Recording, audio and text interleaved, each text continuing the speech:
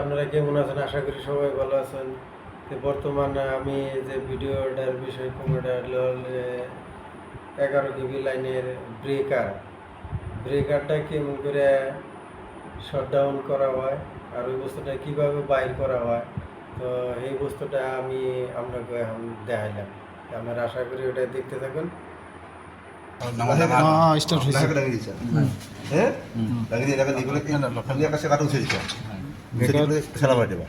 Fitting হয়ে আছে,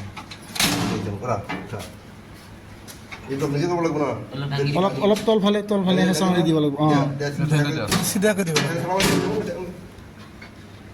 অলপ দিলেই হ'ল। ভিডিঅ' কৰি আছো। লাগাৰ পাছত এই নেক্সটৰ ভিতৰত যে পাতি আছে এইটো বস্তু ভিতৰত সোমাৰ কাৰণে এই যে আমি ইফালে দিম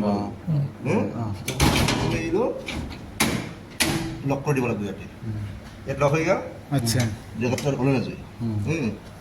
তাৰে পিছত আমি এই যিটো এই চাৰ্কিট ব্ৰেকাৰ যিটো কানেকশ্যন আছে ৰেকিং কৰাৰ আগতে এইটো লগাব লাগিব। ৰেকিং কৰাৰ আগতে আমি এইটো কানেকশ্যন কৰি ল'ম। এইটো লক কৰি দিলোঁ। লক কৰি দি পেলাই এই প্লেট দুখন আমি উঠলাম ধুনীয়াকৈ হ'ল। তাৰপিছত আমি ঢাকাখন বন্ধ কৰি দিম। ঢাকাখন খোলা কৰি পেলাই আমি ৰেকিং নকৰিম। ঢাকাখন বন্ধ কৰি ল'ম। তাৰপিছত এইবাৰ জেগাটো হেণ্ডেল ল'ব কাই কৰিব চেষ্টা কৰোঁ, অসুবিধা নাই।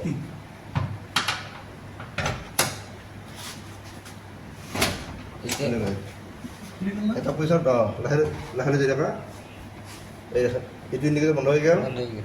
আমাৰ ইয়াৰ পৰা যাই আছে ৰেড লাইট তো হিলি হবো ভালদৰে চিধা হৈ গ'ল। ইনসাইড বিস্টে দিয়ার যাই থকা এটা শব্দ উঠব। যাই থকা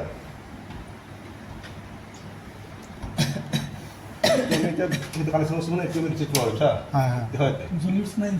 এইটো আমি ৰিচেট হ'ব আমাৰ ৰিচেট হ'ল না ৰিচেট হ'ল। এইটো চব আপোনাৰ ব্ৰেকাৰটো ফিটিং হোৱাৰ লগে লগে আমাৰ এৰিত জ্বলিব। এই ৰেড লাইটটো জ্বলি উঠিব। চিবি ইন ছাৰ্ভিচ আহিব। চিভি চাৰ্ভিচ ফিটিং হ'ল। এতিয়া আমি লাইনমেনৰ পৰা বা যিয়ে হওক আমাৰ কি প্ৰব্লেম আছিল কি নাই গোটেইখিনি আমি বুজি মেলি এইটো চাৰ্চ কৰিম। মাৰা লাইন দি যাম লাইট দিব লাগে লাইন দিয়া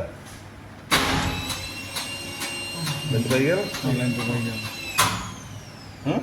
গ'ল। আপুনি এইটো কৰিব লাগিব যাতে ব্ৰেকাৰৰ ওপৰত কাম নাই। লাইনটো আমাৰ পাইছে আমি চাবৰ কাৰণে এইটো চাব। এইটো ভিডিঅ'টো ভালকৈ দেখিলে হৈ গৈছিলোঁ আমাৰ ছাৰ এইটো আমাৰ পুৰা কানেকশ্যনটো হৈ আছে। আচ্ছা, দেখিছে না এই জেগাটো আমাৰ অফ কৰা আছিল। অফ কৰি চাব এইটো আমাৰ গেপ হৈ যাব। কাটি দিয়া গেপ হ'ল না কাটি গ'ল আমাৰ লাইনটো আমাৰ কাটা গ'ল। এই বস্তুটো আমি ইয়াতে চাব পাৰিম।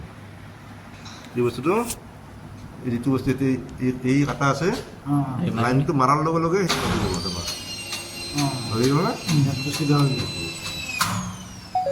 ব্রেকারটা ডাউন করছিলাম, ওই ব্রেকারটা এখন হয়তো লাগানো হইলো। লাগানো হওয়ার পরে আমরা লাইনটা তো মানে চালু করতেছি। আর ওই যে লাইনটা কীভাবে আমরা চালু করলাম অবশ্যই ওই ভিডিওটা দেখে যদি আপনাকে ভালো লাগে তবে লাইক কমেন্ট শেয়ার করুন। ধন্যবাদ।